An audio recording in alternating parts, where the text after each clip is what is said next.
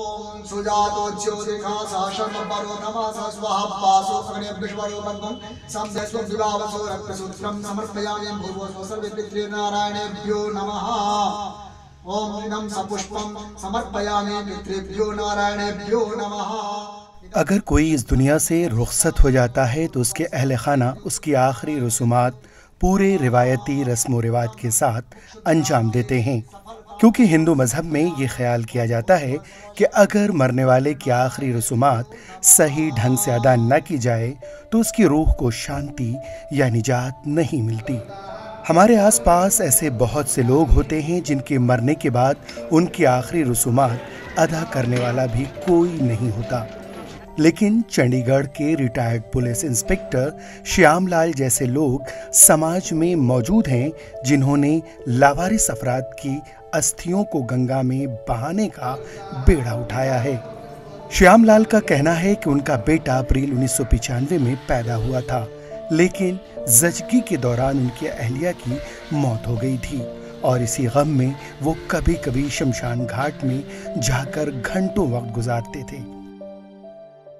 अप्रैल 95 में मेरा बेटा हुआ था, उसके दौरान ही मेरी डिलीवरी के टाइम मेरी वाइफ की डेथ हो गई, तो उसके बाद दिल उलझन में रहना शुरू हो गया। तो अक्सर मैं शमशान घाट वगैरह में जाके बैठ जाता था, कभी कहीं कभी कहीं। इसी दौरान उन्होंने देखा कि बहुत से ऐसे लोग हैं जिनकी अस्थियों को गंगा में बहाने वाला कोई नहीं है और वो लावारिस हालत में शमशान में ही पड़ी हैं। फिर मैंने सोचा दुनिया में आया कोई ना कोई काम ऐसा कर देना चाहिए जिससे हमें तो है, औरों को भी और लोगों को भी इसकी प्रेरणा मिले। जो वहाँ के इंचार्ज थे पंडित जी, बहुत आचार्य पंडित जी श्री श्यामलाल जी थे, उन्हें मैंने रिक्वेस्ट करी भाई मैं ये, वो बोले ये तो बहुत मुश्किल काम है, ये आप कहते रहे हो ये नहीं हो पाएगा। फिर रिक्वेस्ट करी तो फिर उन्होंने मेरे से बोले भाई चलो आप शुरू करो। उनके आशीर्वाद से मैंने ये काम शुरू कर दिया। ये देखते हुए श्यामलाल ने शमशान घाट के पंडित से बात की और उन्हें बताया कि वो इन लावारिस अस्थियों को गंगा में बहाना चाहते हैं। तब से ही उन्होंने इस काम की शुरुआत की और गुज़िश्ता 25 बरसों में हरिद्वार जाकर तकरीबन 30,000 लोगों की अस्थियां बहा चुके हैं। में कई गरीब लोग हैं, कई लवारसों की अस्थियां हैं और कई अमीर हैं जिनके पास समय नहीं, वहीं छोड़ जाते हैं।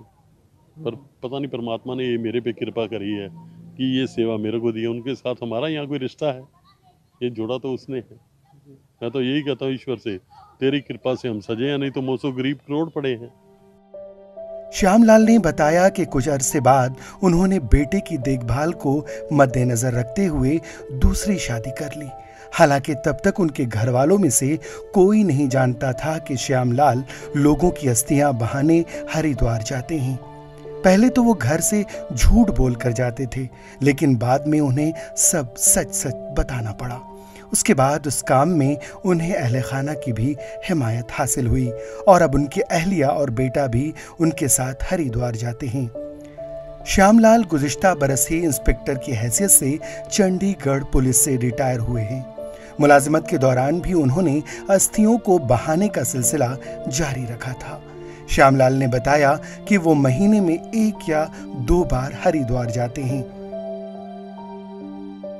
हाँ, वो शुरू में तो मैंने बताया ही नहीं, पहले यही कहता था डाक ड्यूटी है, मैंने जाना है, कोई ऐसी ड्यूटी के लिए जाना है, ऐसे कहता रहता था।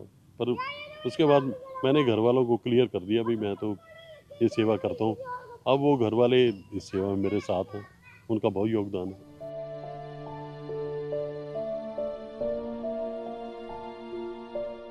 वो सभी का जाके वहाँ हरिद्वार प्रॉपर पंडित वगैरह को उठा के उनका पिंडदान कराना शुरू कर दिया।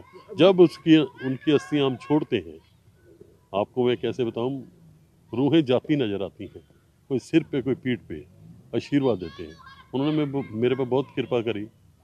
तो पहले वाइफ की डेथ हुई थी, उसके बच्चे छोटे थे, तो मेरी जो अब सेकंड वाइफ है नीलम, उनका बहुत बड़ा योगदान है मेरे साथ। मेरा बेटा है अभिनव, अब हम तीनों ही जाते हैं।